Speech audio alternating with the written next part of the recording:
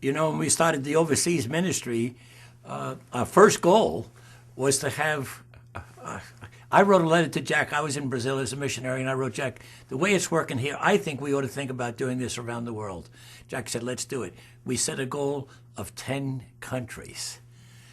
So when Paul Buba got into the picture, you know, we all got excited because we know Paul, and he gets excited about a lot of things, and he has done a remarkable job in the ministry of Word of Life. So we felt excited about the possibility of getting something in those days behind the Iron Curtain.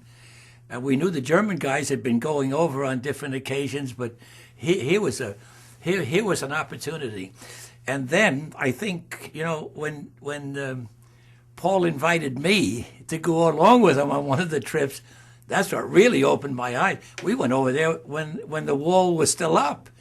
And we began to see just a little bit, catch an idea of what could actually happen there in Hungary. And I just praise the Lord for the vision that Paul had, for the vision that God gave to Jack to say, hey, let's do it, for the desire he put in my heart when I'm a missionary in Brazil to say, hey, could we do this around the world? And hear how God has put it all together. Yeah, it was exciting to hear Paul tell us a little bit about what was going on there in Hungary.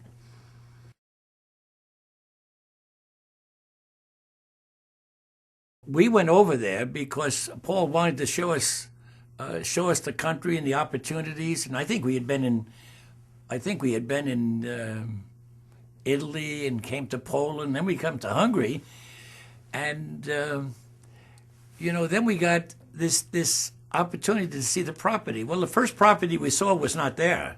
They took us out and showed us some other big lake, a beautiful place. I sat there in that room with all those people, and they wanted $800,000. So I said to them, I'm going to tell you guys something. You don't understand what I'm talking about, but let me tell you this. We don't have $800,000. But if this is the place the Lord has for us, guess what? We're going to get it. And if it isn't the place, God's going to provide another place. And a wonderful thing happened. We took a break. Everybody slipped out, except the guy that was seated alongside of me. And he leaned over to me in English, and he said, I know exactly what you are talking about. I've never forgotten that.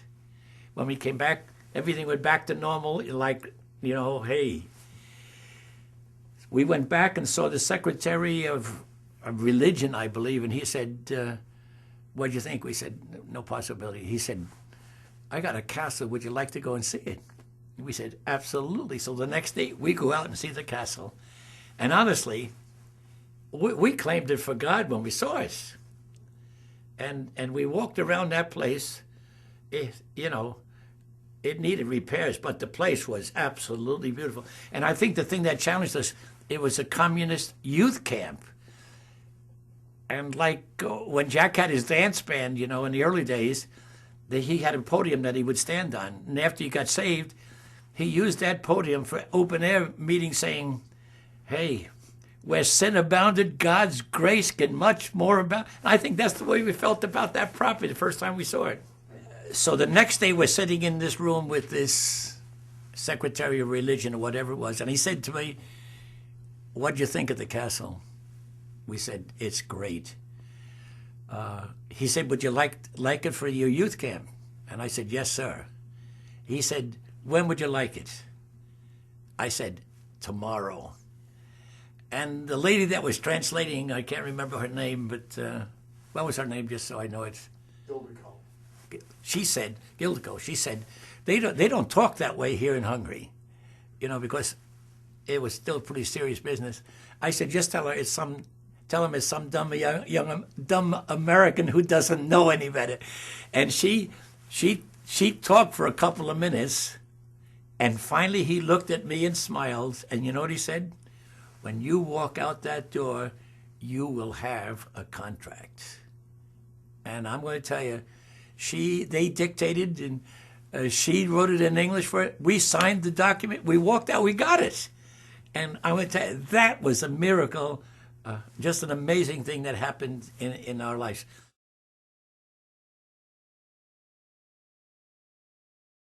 What do I think about the place out there? I've been there quite a few times. We just love to go to Hungary, love the people. It's so beautiful. And then those students at the Bible Institute, they absolutely amazed me in their vision of doing things for God.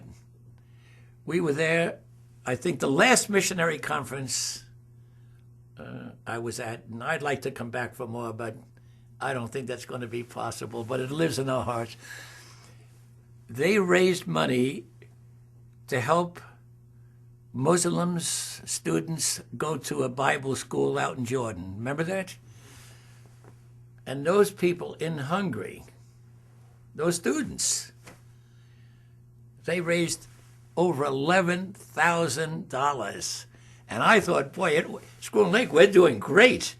But you guys had about maybe 60 or 70 students, and they had raised $11,000 to help other people hear the gospel.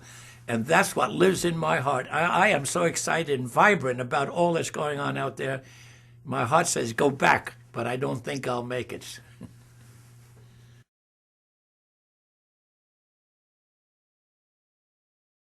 To think about what God has done in the 20 years, the whole thing is a miracle to me. It started with a miracle.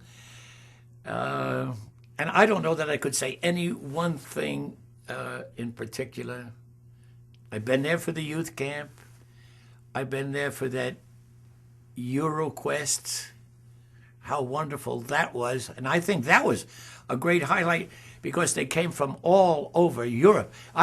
Honestly, when I preached that day out there, I think that's one. It has to be one of the highlights. I felt like it was the day of Pentecost all over again, because everybody heard in their own language what I was speaking. I mean, there were 11 translators. People had headsets on, and when I gave the invitation for dedication, I mean, and it was so wonderful. Okay, the Germans go over here, the Italians go over here, and the Polish go over here, and the Hungarians go over here. I think that had to be one of the great highlights of my life in that EuroQuest. And then to see all those students moving out for God all around the world, going into other countries, reaching out. The whole thing is just starting from nothing to where you are today. And listen, I thank God for the past. I thank God for the present. But the future has never been brighter in the history of Word of Life to get the job done for the Lord.